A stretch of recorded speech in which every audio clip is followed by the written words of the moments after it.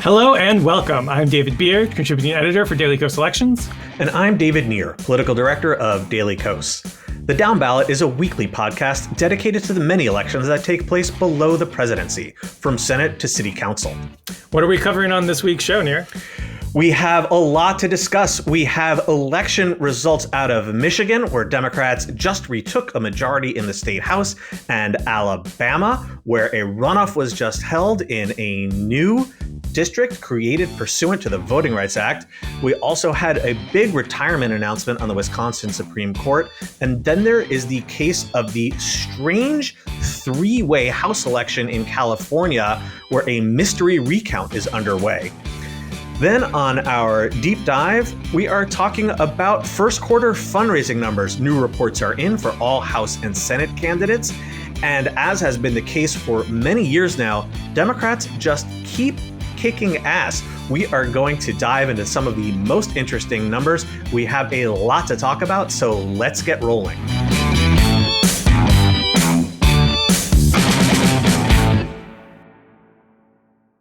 Well, Beard, we are back to election season this week. We had some interesting results on Tuesday night. What have you got? Yes. So up in Michigan, Democrats, of course, took a very narrow majority after the November 2022 elections, 56 to 54. But because two members won other elections for mayor positions last year, they, of course, resigned, and the chamber has been tied 54 to 54 ever since. Now the special elections have been held, and Democrats won both of these seats that are pretty blue-leaning, so that was expected. But now Michigan Democrats have regained their majority. It's once again 56-54 once these two new members gets sworn in. In one of the specials, Westland City Councilman Peter Herzberg defeated Republican Josh Powell 60 to 38. That was in the 25th district, and it was a slight overperformance from Biden's numbers in 2020. According to Dave's redistricting app, the district backed Joe Biden 59 to 40. So just a little bit of an overperformance there. And in the other district, Macomb County Commissioner My Song likewise beat Republican Ronald Singer 66 to 34. That was in the 13th district. And that was, again, a slight overperformance of Biden's numbers. Biden won 64 to 35, again, according to Dave's redistricting app. Song's win makes her the first Hmong American elected to the state house. One thing to note about that district, though, is Michigan will have a somewhat revised state house map this year following a successful federal lawsuit that challenged the existing map. And there weren't very many changes, but the one district that really did see a substantial change was the 13th district that Song just won. Beard, like you said, it went for Joe Biden by almost 30 points. Under the new version, it would only have favored Joe Biden 50 to 48. So that just shot way to the top of Democrats' priority list in terms of districts they're going to have to defend in November. Yeah, and the good news now, obviously, is we have an incumbent who just ran a good race, apparently, overperformed Biden's numbers. So hopefully she can again overperform Biden's numbers in the fall and win by more than 50 to 48. But any win is a win. We'll take anything. Now, as a result of these two wins, like I've mentioned, Democrats again have a majority in the state house. They also have a majority in the state Senate. And of course, Governor Whitmer is Democrat. So that has given Democrats control of the Michigan legislative process again, which is great news. They passed a ton of really good legislation last year, and they're looking to do the same this year. Leading that is the $80 billion state budget that Governor Whitmer is touting as a way to provide free preschool and community college across the state. And they're also looking to approve a voting rights package to improve access to the ballot box for people of color, voters with disabilities, and people who rely on a language other than English. So, of course, this would all be great stuff to see them pass between now and the election in November. And there's one other bill that the Michigan legislature could pass as well. That would be to add the state's electoral votes to the interstate compact that would allow America to finally elect a president according to the national popular vote instead of by the Electoral College. This is a topic that we discussed in depth on the Down Ballot in an episode you can find from last year with our guest Christopher Pearson. But suffice it to say, if Michigan joins the interstate compact, then that would help go a long way toward making it a reality. Now, there are several more states that Democrats would need to flip in November in order to reach the target of 270 electoral votes. I say Democrats because Republicans have almost always been opposed to this, not universally, but pretty heavily. Though there was a good development on this front quite recently. Maine joined the compact just the other week. And that was particularly positive because a few years ago, the Maine legislature voted down the idea. This time they voted for it. The governor, Janet Mills, Democrat, actually let it become law without her signature, but it doesn't matter. Either way, Maine's 4 electoral votes are part of the compact, and Michigan's should be soon as well, we hope. Yes, we'll definitely be keeping a close eye on the legislature for the rest of its term this year. So now we also had runoffs in Alabama's new 2nd district, which, as Downballot listeners know, is the new predominantly black congressional district in southern Alabama that was drawn by a court under the Voting Rights Act. On the Democratic side, former Justice Department official Shamari Figures dominated State House Minority Leader Anthony Daniels by a 61-39 margin. He'll face Republican attorney Caroline Dobson, who won her own runoff 58-42 over former state senator Dick Brubaker, who's self-funded heavily. Now, this district might be on the outer edge of competitiveness since it would have supported Joe Biden by a 56-43 margin. But as we know, voting is so polarized along racial lines in the South. It's why this district was created in the first place. Black voters tend to almost exclusively vote for Democrats, while white voters heavily support Republicans. So I'd be quite surprised if a Republican can win this one down ticket, because I'd be quite surprised if Joe Biden didn't carry it. We've been seeing lots of polling recently, as we've discussed at times, about the potential for black voters to lower their Democratic support. And obviously, in theory, if that were to happen, we could see a seat like this become more competitive. But what tends to happen is, in the end, the results tend to hew very closely to historical figures and also the top of the ticket. So it would be pretty unlikely at this point to see a district that's this racially polarized become competitive. Yeah, so I consider Figures the strong favorite here for all those reasons you just mentioned, Beard. And if he does win, our Daily Kos Elections colleague Jeff Singer pointed out something very interesting. Actually, 2 interesting things. Figures would be the first black person to represent the city of Mobile in the House since Reconstruction. So we're now going back 150 years. And he would also be the first Democrat to represent Mobile since the early 1960s. Now, of course, back then, Alabama Democrats were racist, segregationist conservatives. And I don't know the leanings of the 2 black Republicans who represented Mobile in the 1870s, Benjamin Turner and Jeremiah Harrelson. But I think it's probably safe to say that if Figures wins, he would be the first ever liberal in our modern understanding to serve Mobile and the surrounding area in the House. And it's a credit to the Voting Rights Act and actually some judges' willingness to uphold and enforce the Voting Rights Act that this is happening, and he's going to be able to represent that district. So we had some surprising news in Wisconsin late last week when liberal Justice Ann Walsh Bradley announced that she would not seek a 4th 10-year term on the state Supreme Court. It was a surprise because just last year, right after Janet Protasewicz won her historic race in a huge landslide, Bradley seemed really pumped up, and she said she would run again. She said she absolutely would run again. That was her adverb. But late last week, she said it's time to pass the torch. And you can understand why. She's 73 years old now. She served on the court for 30 years, and she'd be 85 by the time a 4th term would end. Now, whether or not Bradley had run again, this was already going to be an extremely hot race because conservatives have been in a nonstop rage since losing their majority on the court last year. But now that it's an open seat, everything will crank up a notch. And I want to emphasize to Downballot listeners and tell everyone you know, this race is coming up next year in 2025.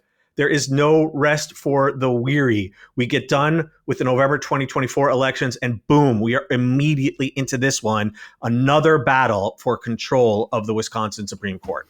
And we all know how important that is. But the thing that I want to focus on is the process here of how these elections happen. And it's a top two primary. It's not a sort of conventional election where, you might have primaries and then a Democrat and Republican go to a general election. It's officially nonpartisan, so there are no labels on the ballot. So all of the candidates, even though everybody knows some of them are progressive and some of them are conservative, they'll all run on a single ballot together on February 18th, and the top two vote getters will advance to an April 1st general election. And of course, listeners know we talk about it a lot. Whenever you have a top two primary, there is the possibility of one side or the other side getting locked out of the second round. This would, of course, be a catastrophe for progressives. They finally retook the court after so long. So it's very critical that the establishment rally around a candidate who can unify support, who can advance to the second round and a general election. Now, 3 different liberal-leaning judges have all already expressed interest. So not obviously a great first sign, but there's a good chance that, when fundraising comes to it, that's often a big decider.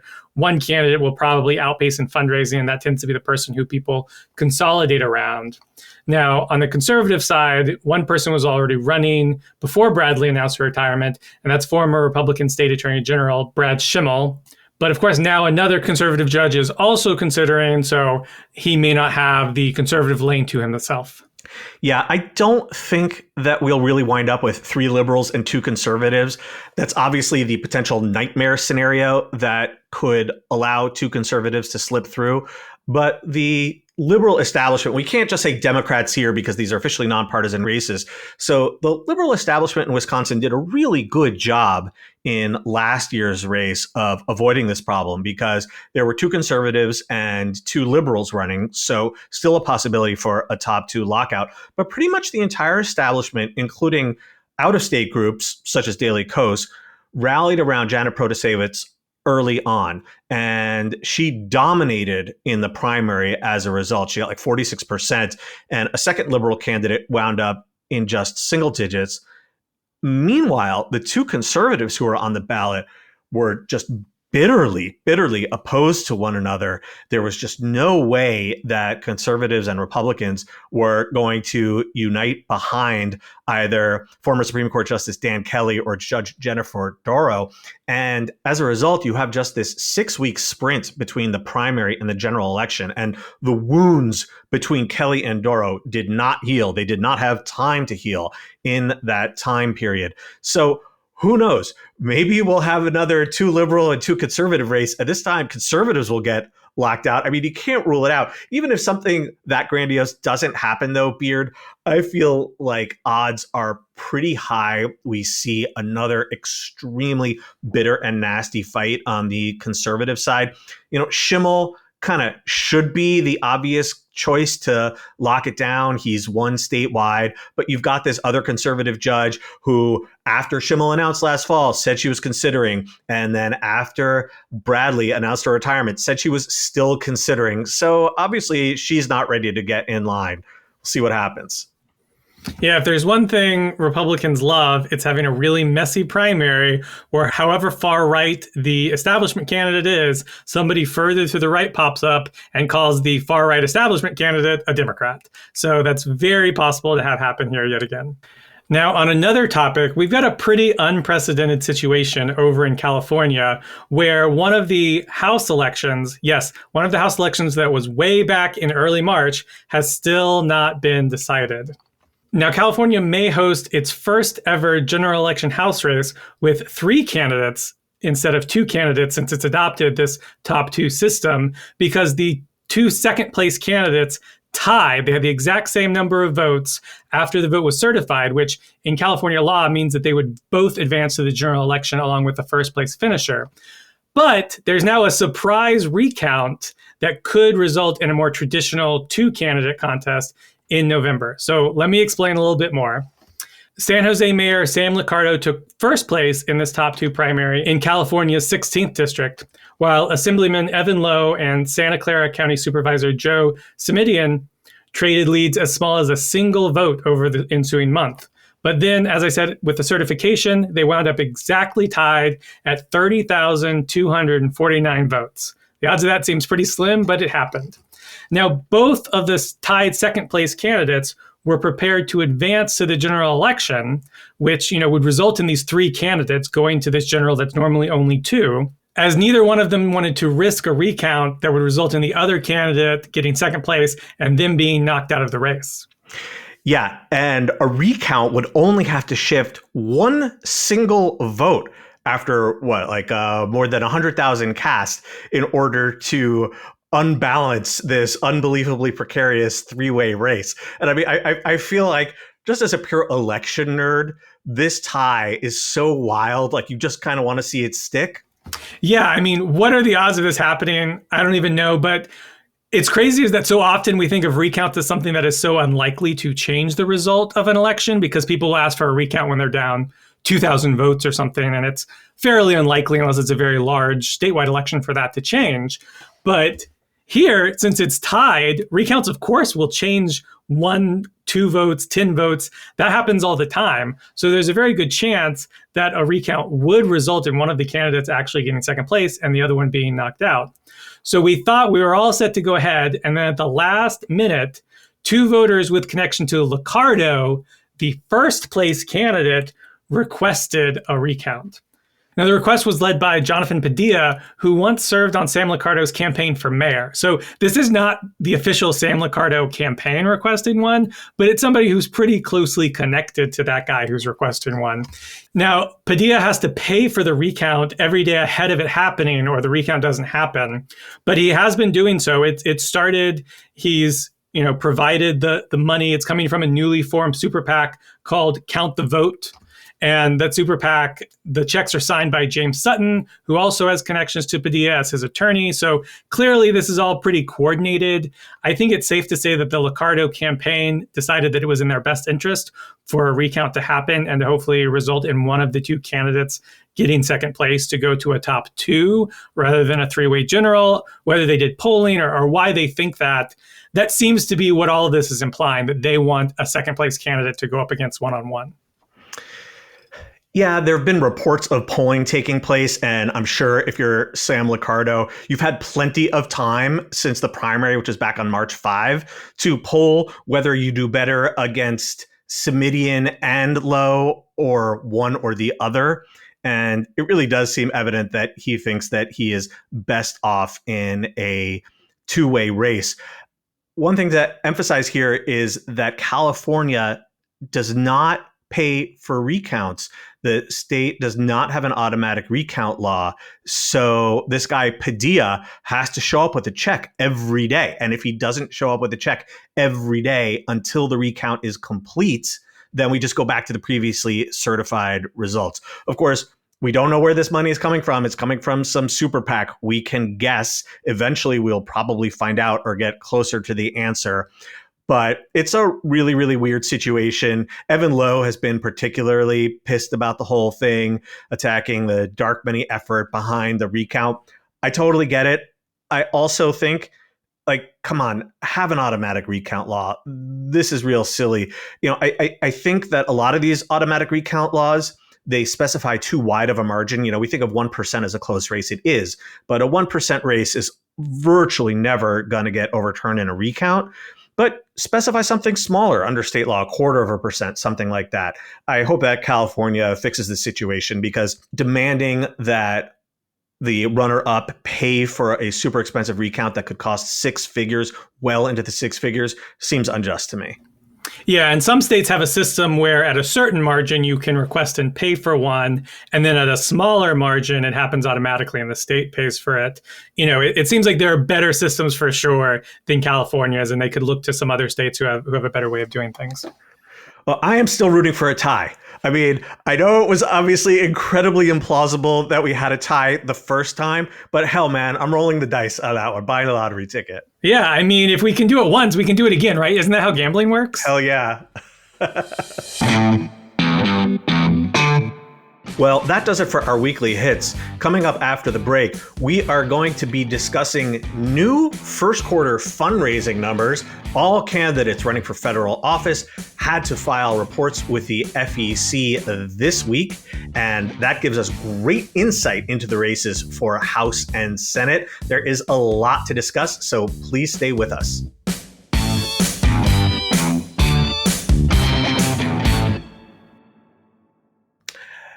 So, as I just mentioned, we now have first quarter fundraising reports for House and Senate candidates in hand. And Beard, it's really amazing. We are now 6 years into seeing almost unbroken dominance by Democrats on the fundraising scene. Ever since Donald Trump won office in 2016, starting in 2017, Democratic fundraising, especially grassroots fundraising, small dollar fundraising, email fundraising, surged into absolute overdrive. And there doesn't seem to have been a let up. These new fundraising reports from top to bottom, almost invariably, Democrats are just crushing Republicans. Yeah, and I came of age in sort of political awareness during the Bush administration when Democrats were often struggling to keep up with Republican incumbent fundraising, with dark money that was very pervasive. And it's crazy to compare then to now, and just the eye-popping numbers, even when you account for like inflation, obviously, from the past 20 years, the amount of money Democrats are raising is just wild to think about. So we've broken up the competitive Senate races into a few categories to help go through it. And we're going to start with Democratic open seats. There are a couple of those. Arizona Senate, of course, where Kyrsten Sinema actually was an independent. So I guess it's technically an independent open seat, but let's not be too pedantic. And then Michigan, where Debbie Stabenow is retiring. Both of these have good numbers for Democrats. You're going to hear us say that a lot. In Arizona Senate, the presumptive nominee, Ruben Gallego, he doubled up Kari Lake's fundraising. He raised $7.4 million to Lake's just $3.4 million. And honestly, Lake's $3.4 million is not bad compared to some of the other Republicans that we're going to talk about. Meanwhile, in Michigan, Elissa Slotkin raised $4.35 million compared to the likely Republican nominee, Mike Rogers, who raised just over $1 million. Now, Rogers has a couple of primary opponents who are former congressmen, so you'd think that might be a real competitive primary for him. But the two candidates, Justin Amash and Peter Meijer, neither of them raised substantial amounts of money. And really, in Meyer's case, I'm like, what are you doing, dude? Why are you running for Senate if you're not even going to try, seemingly, with his fundraising? Yeah, I mean, Amash and Meyer's numbers are both terrible. I mean, Meijer raised like $200,000. That's shitty these days for a House candidate. I mean, and he's not running for the House anymore. Maybe he forgot. But even if he were, that would be totally, totally feeble. Look, you can't get too cocky. Obviously, we know that money is not everything, but it's pretty damn important. And money breeds money and success breeds success. And someone like Slotkin, in Michigan and Arizona, both of these states are places that have very late primaries in August. So the fundraising is going to crank up even more, even though Slotkin is almost certainly going to be the nominee, Gallego almost certainly going to be the nominee. Fundraising is going to go into overdrive after those primaries. Yeah, so you obviously feel like you're in good shape for both of these Democratic candidates. And of course, in a presidential year, you've always got the top of the ticket to be thinking about. And we know that in presidential years, the lower down doesn't sway too far from the top of the ticket. But if you want to be in a good position, there's not much more Gallego or Slotkin could be doing at this point. Now we want to move on to Democratic incumbents. Now there's a number of those in competitive seats, and we're going to start with a couple in Republican states who are obviously facing some very, very tough re-elections. That's Jon Tester in Montana and Sherrod Brown in Ohio. And boy, did they knock the socks off their fundraising this quarter. Now, Tester raised nearly $8 million, which you think about for the state the size of Montana is just a wild amount of money. While Sherrod Brown raised nearly $12 million, which is just a crazy amount of money under any circumstances for a Senate candidate in the first quarter. Yeah, that was the largest fundraising haul by any Senate candidate anywhere in the country in the first quarter of 2024. Absolutely off the wall bonkers. Yeah. And if anybody can get through Ohio, it's Sherrod Brown with $12 million. That's the path. Hell yeah. Meanwhile, their opponents neither raised not terrible, but not particularly impressive either numbers. Tim Sheehy raised just over $2 million. That's the likely Republican candidate in Montana. And Bernie Moreno, the Republican candidate in Ohio, raised just over $2 million. He also self-funded $1.5 million. You'll see that a lot with Senate candidates for Republicans. They like to top up their fundraising, sometimes in very large amounts, as we'll get to later. So Moreno put in $1.5 million. I wouldn't be surprised if he put in more at some point. Sheehy put in $500,000. So that's a way for them to keep up a little bit, but it's still hard to keep up with Tester and Brown. Yeah, the story is going to keep sounding very, very similar as we go through all of these. Our next batch are Democratic incumbents who are seeking re-election in swing states that Joe Biden narrowly won: Nevada, Pennsylvania, Wisconsin. And they're also all doing extremely well. In Nevada, another very small state, Democrat Jackie Rosen raised almost $5 million. That was more than double her leading Republican opponent, Sam Brown, who raised a little over $2 million. He is the establishment favorite. He definitely is the guy that the NRSC wants in the race, but he has a self-funding primary opponent. This guy, Jeffrey Gunter, who self-funded like $3 million. Gunter is kind of a weird case. He claimed he was going to spend $3 million on the airwaves on ads ahead of the primary, and he hasn't yet. There was all this reporting based on his claims that he was putting $3.3 million on the airwaves. And then like a week later, he had only actually reserved an eighth of that. I'd be pretty surprised if Brown doesn't make it through the primary, but he's going to have to spend. He's going to have to spend. So that's another thing to emphasize here, that Rosen obviously has no primary to even think about. So she is going to have a ton of money banked, while Sam Brown is going to come out of his primary probably spending down close to zero. Yeah. And can I just say, a weirdo in the Republican primary? I'm shocked. What are the odds that a weirdo would be attracted to running in the Senate Republican primary in Nevada? So in Pennsylvania, Bob Casey, Democratic senator there, raised about $5.5 million. He faces an opponent who it could definitely do a lot of self-funding. Dave McCormick actually raised $4 million. I think this might be one of the closest we saw from actual fundraising from donors. McCormick also self-funded almost $1 million, can definitely throw down a lot more, but still a strong start for Casey, though. I think McCormick is probably, well, I don't know, maybe their best recruit in a class with a lot of dodgy recruits. And then there is Wisconsin. Tammy Baldwin raised $5 million. Again, a very big sum for a pretty mid-sized state. Her opponent, Eric Hovde, he raised $1 million, but he threw down a ton of money, $8 million. Obviously, he's thinking that this is how he achieves parity with Tammy Baldwin. The thing is, as we've talked about from time to time in the past, if self-funding were such an obvious answer, many more self-funders would win, and they don't. And I think there's a lot of reasons for that.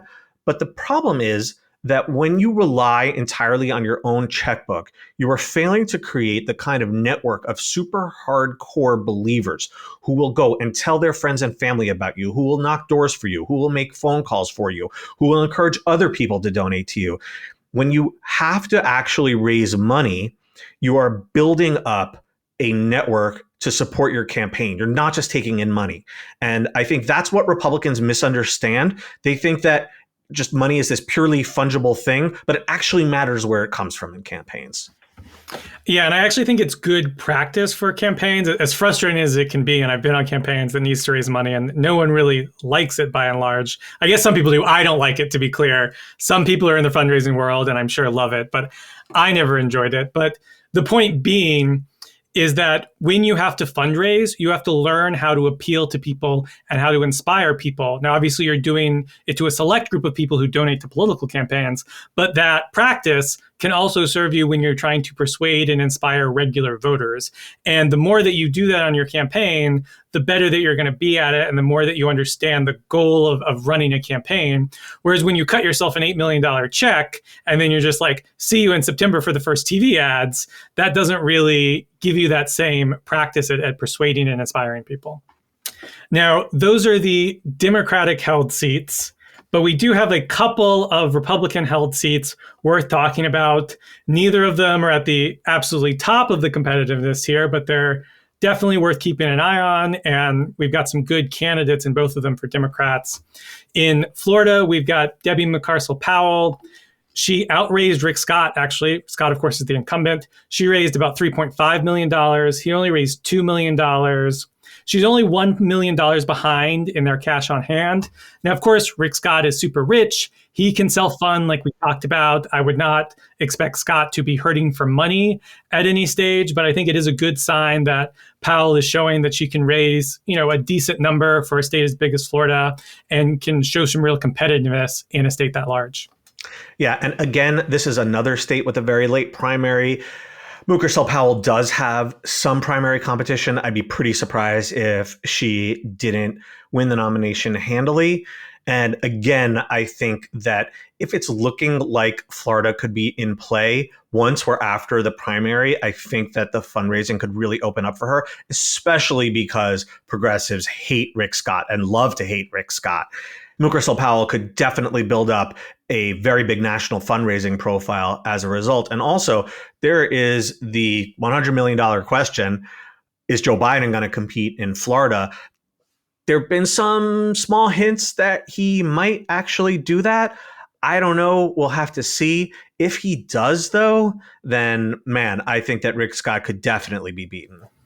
Yeah, my feeling is that the campaign wants to compete in Florida. Whether they ultimately will, talking about the Biden campaign, of course, remains to be seen. It's so expensive to do so, but that could certainly, put McCarcel-Powell in a good shape to really make this race competitive. And speaking of Republicans that Democrats love to hate, we have one more race, right? Yes, we do. Ted Cruz. He is still working his same magic for the Democrats. Congressman Colin Allred pulled in an astonishing fundraising quarter, more than $9 million raised. If it weren't for Sherrod Brown just going hog wild, that would have been the biggest haul this quarter. Allred has more cash on hand than Ted Cruz. But here's the amazing thing. He is outstripping Beto O'Rourke, who set all kinds of berserk fundraising records in his Senate campaign in 2018. In the first quarter of that year, by the way, O'Rourke brought in $6.7 million. Now, with inflation, that would be $8.3 million today. So Allred is still beating even that mark. But here's something else to bear in mind. That quarter in 2018, O'Rourke was the top Senate fundraiser. But let's put things in perspective. In the first quarter of 2018, Sherrod Brown raised $3 million. This time he's done 4 times as much. 4 times as much. Jon Tester, $2 million. Again, 4 times as much. So it's not just that Allred is beating O'Rourke and that he's beating Cruz. It's that everyone is beating everyone by like big ass margins. Yeah, the numbers are really wild on the Democratic side. And we see that not just in the Senate, but we see that in a lot of House races as well. And we want to talk about some of the key House races that are particularly competitive. Obviously, there's too many competitive House races for us to go through all of them like we did the Senate, but we want to flag some key trends and some key issues that we've seen going on through these first quarter reports. One thing that's worth emphasizing, we talk about so-and-so outraising so-and-so. That's always a great feather to have in your cap. But what really matters is, do you have enough money to get your message out? Because I think we all understand that there has to be diminishing returns. And we have seen that in some races where you can keep spending and spending more and more and dump more money onto TV ads, and you really can't move the needle much further. So when you're talking about challengers as opposed to incumbents, yeah, it's awesome to outraise an incumbent, but what really matters is having enough money to run a credible campaign. And we are seeing that up and down the line for Democrats, and they're also outraising a lot of incumbents. But I don't think anyone is going to lose a race. Any Democrat, to be clear, is going to lose a race in 2024 because they didn't have enough money. Now, everyone who followed the 2022 midterm elections know that 2 of the worst states for Democrats and the 2 states that probably led to Democrats losing the House was California and New York. And so there are a lot of Republican incumbents running in those states. that Democrats need to challenge and take out. And fortunately, we've been seeing some really great numbers in both of those states that showing that Democrats have gotten some challengers who can really raise some money and who are really going to make these Republican incumbents sweat. Now, in California, there's a number of competitive seats, but I want to highlight 4 in particular. California 13, where Democrat Adam Gray is on a rematch against freshman Republican John Duarte. California 22, where Rudy Salas, the Democrat, is in a rematch against Republican incumbent David Valadao. California 27, where first-time Democratic candidate George Whitesides is running against Republican Mike Garcia.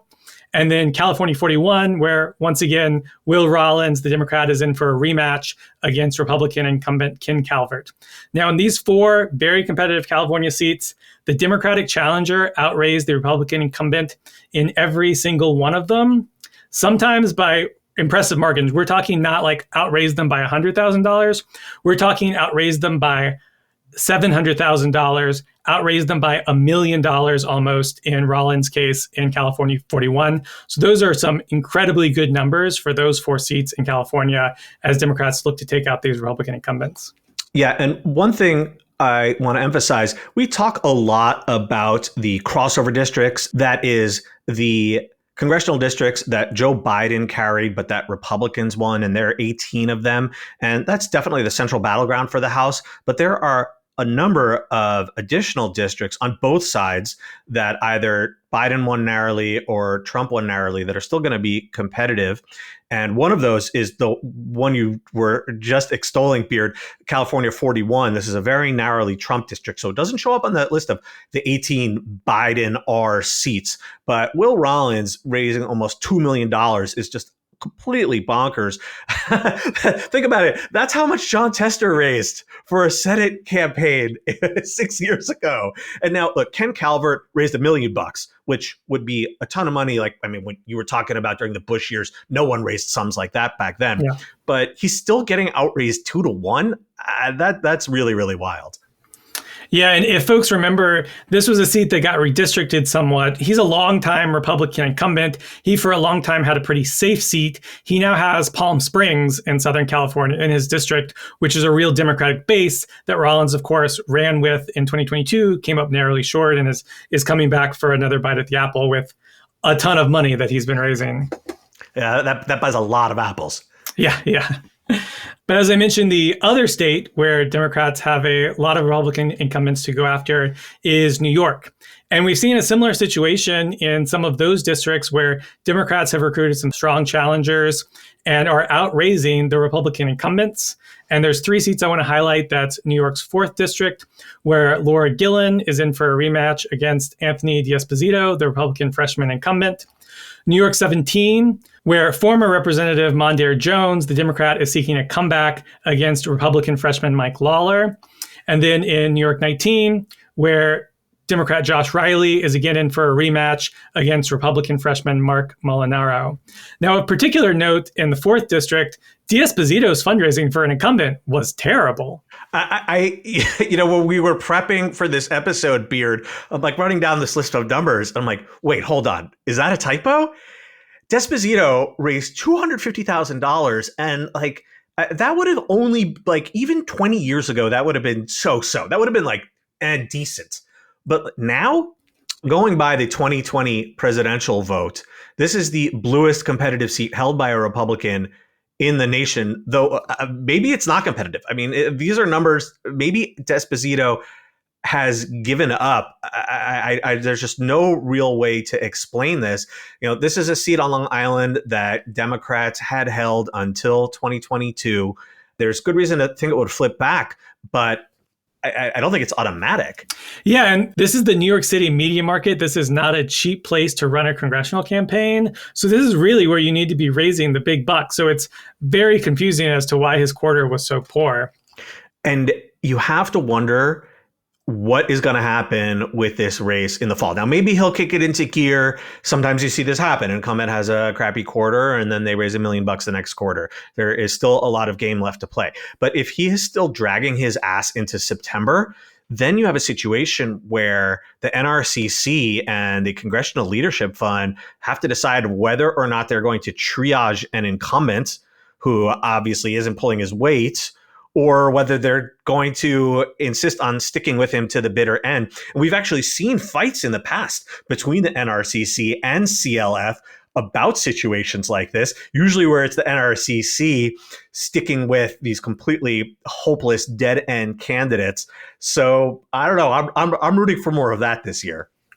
Yeah, and of course, campaign committees are very reluctant to abandon incumbents. They are first and foremost incumbent protection committees. Their point is to protect the members elected and then elect new ones. So it's hard for them to tell someone who is part of the group to be like, sorry, you're out. It's not going to happen. Good luck to you. But we have seen it happen. And this is certainly a district I could imagine it happening, in September, October, and November of this year. Now, of course, there are hundreds of races outside of California and New York, a number of them very competitive as well. But we do just want to highlight a few of those before we sign off. In Arizona's 6th district, this was a race that Democrats, to their chagrin, did not invest in very much in 2022, and it ended up being very, very close. And I think there's a good chance in retrospect that had they invested, this would be a Democratic seat today. And I think that is not going to happen again for sure. Kirsten Engel is running again as the Democrat. She raised over $1 million in this quarter. Juan Ciscomani, who's the Republican freshman incumbent, only raised a bit over $600,000. Now she is down, of course, in cash on hand. That often happens with challengers, but outraising him by $500,000 is a great sign and puts her, in a really good position to take back this really, really competitive seat. Yeah, I think it's amazing that she outraised him almost 2-1. And in particular, Ciscomani has been treated by Republicans as this rising star. He's like, you can't call him moderate, but he's not obviously insane. He's Latino. He's the kind of guy that they have been building up as their future. So it would be extra awesome to take him out. But I also have to note, Beard, that he faces a primary. Engel is almost certainly going to be the Democratic nominee here. Ciscomani, of course, faces a primary from some hard right nutbags. And I don't think he's going to lose. But in 2022, the CLF had to spend a lot of money to make sure that he did win that primary back when this was an open seat. And so maybe someone's going to have to come to his rescue again. I mean, we've seen other incumbents sort of similarly styled as non-crazies who really struggle in these primaries. So hell, maybe it'll be an open seat. Yeah. And can I just say, I love the idea that the new Republican tagline is not obviously insane. Just put that on all the posters for these candidates, and that's what they'll go with to prove to the public that they should vote for them. Hey, I'm Joe Schmo, and I'm not obviously insane. So what more can you expect from a Republican? Yeah, and somehow even that tagline is still not working out for them. We've had a lot of good news in terms of the Democratic fundraising front, but they can't all be good news. Down in South Texas, Vicente Gonzalez is a Democratic incumbent. He raised just under $500,000, which isn't terrible. It would have been good years ago, but as we've seen with other races, it's just sort of okay. Meanwhile, his Republican opponent, who is again coming back from 2022, Mayra Flores, she raised $1 million. And more importantly, he is down to Flores in cash on hand by over $1 million, which is really not a good sign for an incumbent congressman. Yeah, Flores, you may recall, was briefly a member of Congress herself last year after winning a special election. So this was a strange incumbent versus incumbent matchup that Gonzalez actually won handily. But he really can't afford to sleepwalk through this race. It's obvious that Flores has developed a pretty strong fundraising network. So yeah, time to step it up. Yeah, so that's certainly a race that we'll be keeping an eye on. But in much better news, we'll end with a great fundraising quarter from Mary Peltola, the incumbent Democratic representative from Alaska. She raised $1.7 million, which is a great result for a state like Alaska. And more importantly, her Republican opponents raised bupkis. She's got two Republican opponents who are most prominent, Nancy Dahlstrom, the incumbent lieutenant governor, and Nick Begich III, who, of course, ran in that race in 2022. They both raised just over $200,000, which is a lot less than $1.7 million. Yeah, it's not just an astonishing sum, but As you were saying, Beard, it's an astonishing sum for Alaska. Alaska is a very challenging state to campaign in person, obviously, but it's also an incredibly cheap state to advertise in. There won't be any presidential races at the top of the ticket. There isn't even a Senate race or a governor's race. So this is the top of the ticket race in Alaska. And you know what? My goal for Mary Peltola, 50% on the first ballot in November. We don't need the runoff for her. She's going to get 50% before you even go get anybody else's votes in the ranked choice voting system. I love it, Beard. We are manifesting 50% plus one for Mary Peltola. No runoff. Love it. That's all from us this week. The Down Ballot comes out every Thursday, everywhere you listen to podcasts. You can reach out to us by emailing thedownballot@dailycoast.com. If you haven't already, please subscribe to The Down Ballot and leave us a 5-star rating and review. Thanks to our editor, Drew Roderick, and we'll be back next week with a new episode.